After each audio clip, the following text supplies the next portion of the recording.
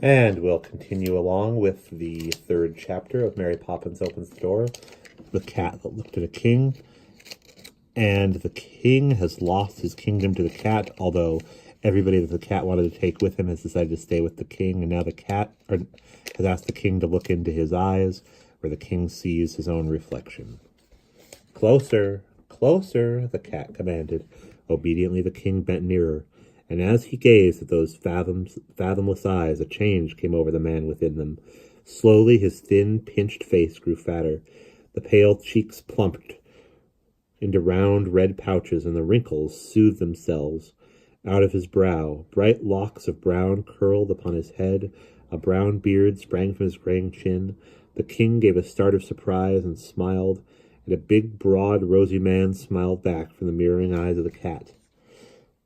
"My glorious ghosts, that's me!" he cried. "I know who I really am at last. Why, I'm not the cleverest man in the world." He flung up his head with a gusty laugh. "Ho, ho, ha, ha! I see it all now. I'm not a thinking person at all. I'm nothing but a merry old soul." He waved his arms at the gaping courtiers. "Here, you! Take away those pens and papers. Tear up the notebooks. Bury the desks. If anyone mentions a fact to me, I shall cut off his head myself." He gave another uproarious laugh and embraced the prime minister so tightly that he nearly killed the old man.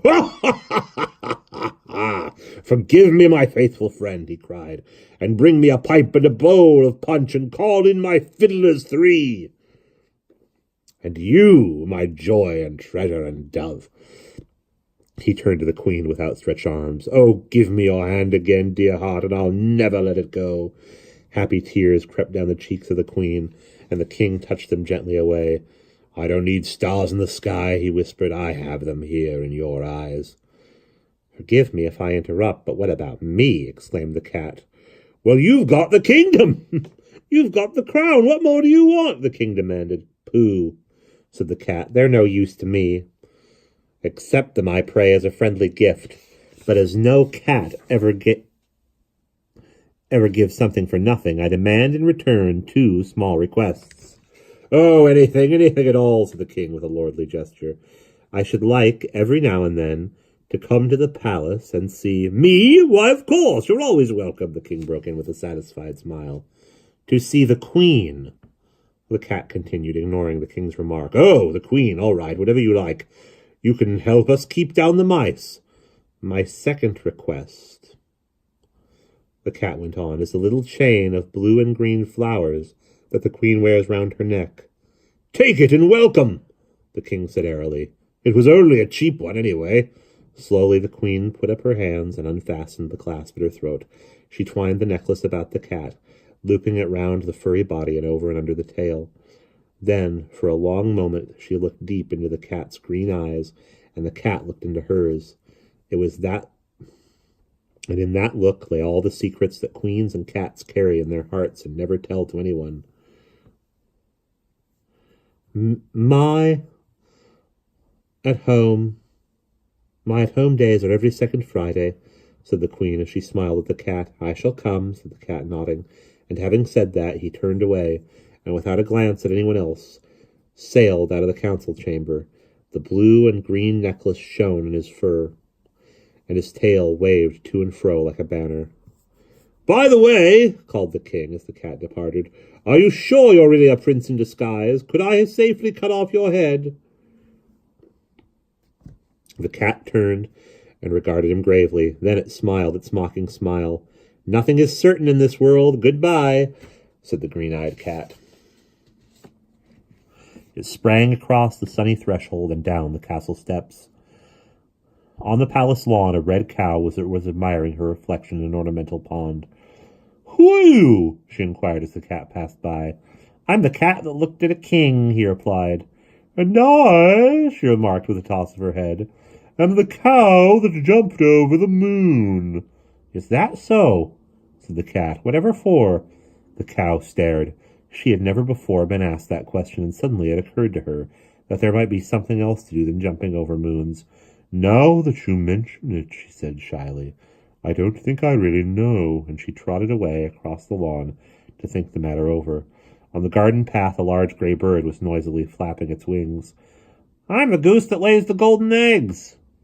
It quacked haughtily. "Indeed," said the cat, "and where are your goslings?" "Goslings?" The goose turned a trifle pale. "Well, now that you mention it, I have none. I always felt that there was something missing." And she hurried off to make a nest and lay a common egg. Plop, a green shape dropped in front of the cat. "I'm the frog that would a wooing go," it said proudly. "Do you tell me that now?" the cat said gravely. "Well, I trust you are happily married." Now you mention it, not exactly." "Do you tell me that now?" the cat said gravely. "Well, I trust that you are happily married." Now that you mention it, not exactly. In fact, no," confessed the frog. "Ah," said the cat, shaking its head a bit. "You should have obeyed your mother." And before the frog could do more than blink, the cat had passed on. Away he went down the garden path, his whiskers twitching in the morning air, his blue and green necklace shining in the sun, and his white tail waving like a banner behind him. And as he disappeared through the palace gates, all those who had seen him felt rich and happy. The cow and the goose and the frog were happy, for now they could stop doing foolish things that had no rhyme or reason. The courtiers were all happy men, dancing by day to the fiddler's tunes and drinking at night from the flowering bowl. The king himself was extremely happy because he no longer thought about anything. And the queen was happy for a very good reason, because the king was happy.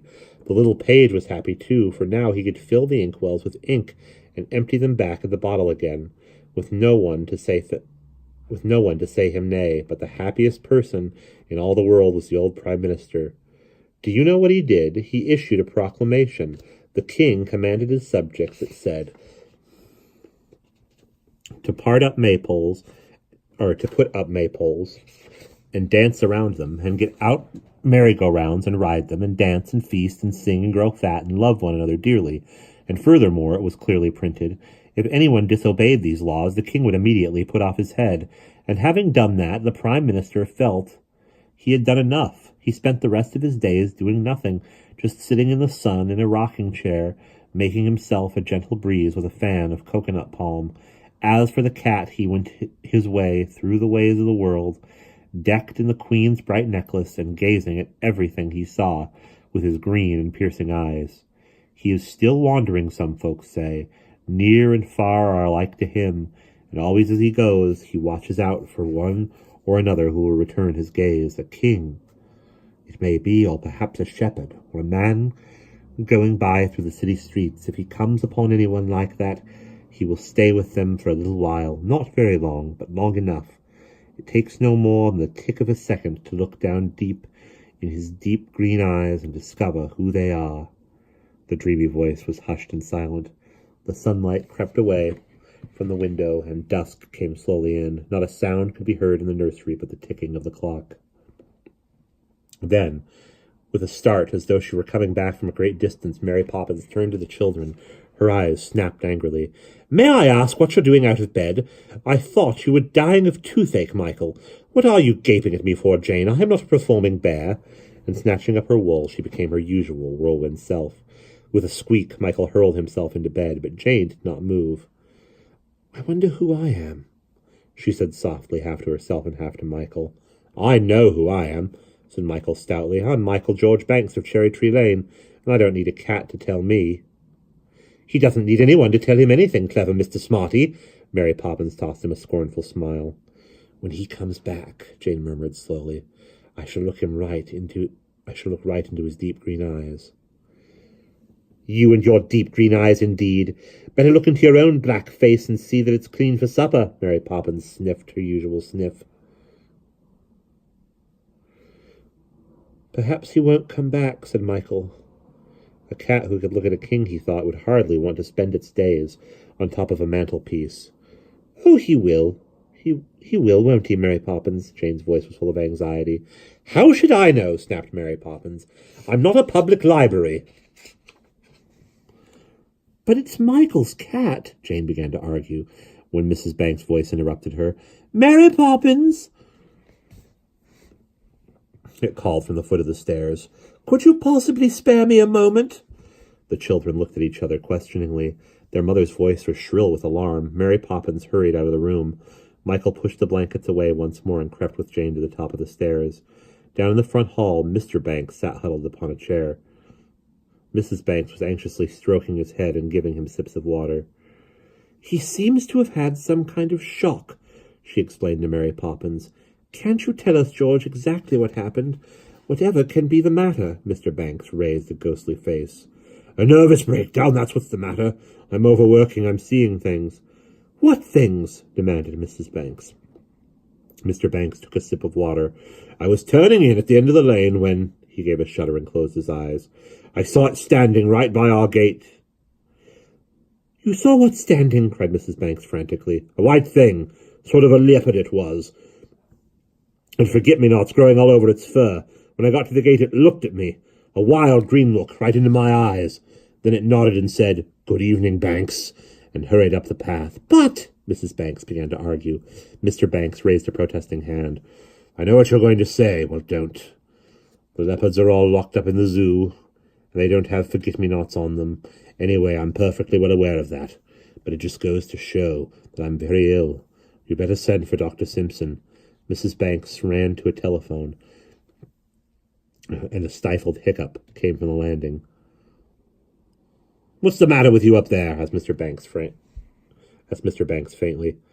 But Jane and Michael could not answer. They were overcome by a storm of giggles. They writhed and rocked and rolled on the floor and gulped and gurgled with laughter. For a while Mr. Banks was describing his shock. A white shape had appeared at the nursery window. Lightly it leapt from the sill to the floor and up to its place on the mantelpiece.